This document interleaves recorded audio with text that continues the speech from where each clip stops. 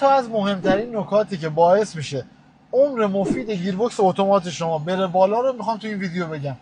دوتای آخری رو اکثرا بهش دقت نمیکنن. اینی که شما میخواید ایست کنید، وایسید، ماشین تو دیه، اکثرا یک کله میرن توی پارک که این اشتباه ترین کاره. روش صحیحش چجوریه؟ روش صحیح شما تو دی ماشین رو میذاری رو ان، خلاص، پا رو ترمز، دستی بالا، بعد میری تو پی. دومین نکته توی ترافیک هاست. ما دو مدل معمولا گیربکس داریم.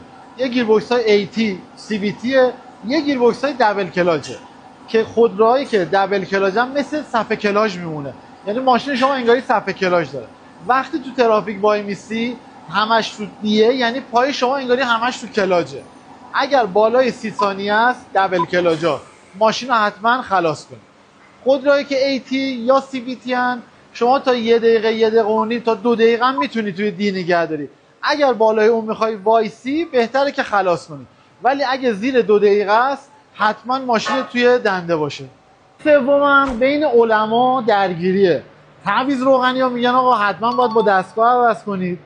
کسایی که کارشون تخصصی گیربکس اتوماته میگن آقا به هیچ عنوان با دستگاه تعویض نکنید مگر تو شرایط خاص. چه شرایطی؟ فیلتر گیربکس دسترسی بهش داشته باشی، کیلومتر ماشین کم کار کرد باشه.